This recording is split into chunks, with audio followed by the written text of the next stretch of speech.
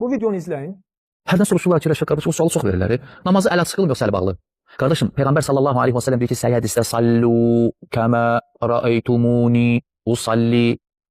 Namaz qılın, necə ki mən qılıram, necə ki məni namaz qılan gördünüz.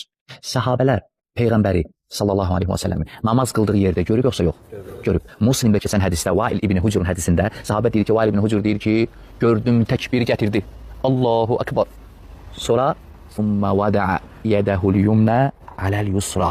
Sonra gördüm ki sağ əlini sol əlinin üzərinə qoydu. Gördüm deyir. Muslimdədir hədis. Belə qılıb düzdür? Bu ardınca deyir ki, Peyğəmbərimiz buyurub ki, mənim kimi namaz qılın. Bəli, biz bunu qəbul edirik, səhih hədisdir və ardınca istinad edir Səhih Müslimə. Səhih Müslimdəki hədisə.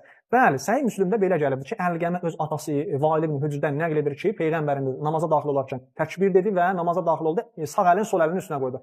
Qardaşlarım, əziz müsəlmanlar, diqqətlə gəlin bu hədisin sənədini araşdıralım. Biz gedirik İlal Tirmizi Kəbir kitabına. Bu kitabı Əbu Talib Qazi və 3-4 dənə də əhli təsənnün alimlərindən bunu cəm olublar və bu kitabı tərtib veriblər. Aləmül Kutubda, Məktəbut Nehzətil Ərəbiyyədə çap olunubdur. Birinci çapıdır, 1989-cu ildə də çap olunubdur. 201-ci səhifəsinə müraciət edirik. Səəltu Muhammedin Əlqəmət ibn Vail. Deyir ki, sual soruşdum. Sual soruşan kimdir? Tirmizidir. Sünən-i Tirmizini yazan şəxsdir bu alim. Mən sual soruşdum. Kimlə? Muhammeddən. Muhammed kimdir? Muhammed İsmail Buxari. Səhih Buxarinin yazan şəxs.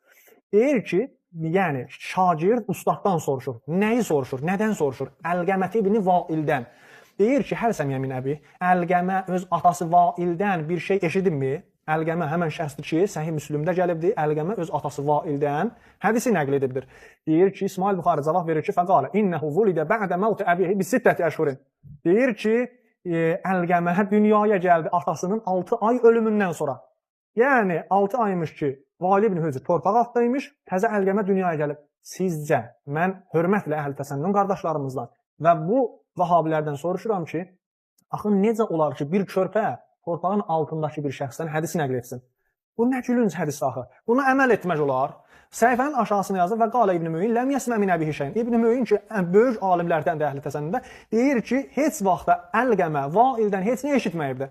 Əlayı bunun ardınca deyir ki, Əl-Mərasil bu mürsəl hədisdir. Buna istinad etmək olmaz. Burada bu kitabı tərtib verən Əl-Qazi deyir, təəmmül yeri buradadır ki, Tirmizi öz ustadından axı cavabını alıbdır ki, Əlqəmə heç vaxtda öz atasından heç nə eşitməyib. Yenə də deyir ki, bu hədis həsəndir, səhihdir. Başa düşürsünüz yəni nə qardaşlar? Yəni ki, biz hər hədisçi eşitdik, hər şəxsdən eşitdik, yəni buna gərək biz həmən an əməl etmək. Bax, hədisi belə araşdırın, bilin ki, bunun sənədi nə haldadır? Necə bir sənəddir bunda? İkinci kitab, Əl-Muğni Fiz-Zuəfa kitabında, bunu Şəmsəddin Zəhəbi yazıbdır. Əl-Muğni Fiz-Zuəfa, İdarətü İhya-i Turasil İslamidə, Qətər dövləti bunu çap edirdi. İkinci cildində 7-ci səhifəsində yazır ki, Əlqəmət ibn Vail ibn Hücr ən əbi, yəni Əlqəmə atasından bir şey eşidib, eşitməyib, hədis nəql edib, etməyibdir. Yazır ki, qala İbn Mü'in mürsəlun. Yenə də bu hədis deyir ki, mürsəldir. Bunu Şəmsəddin Zəhəbi gətirib də. Şəmsəddin Zəhəbi əhli təsənnünün, yəni tərəzilərinin bir kəffəsidir, bir tərəfidir. Yəni Zəhəbini götürsən orada elə bil insanın bir qolu yoxdur. İnsanın elə bil bir qolu yoxdur. Belə bir şeydir Zəhəbi, belə bir alimdir Zəhəbi.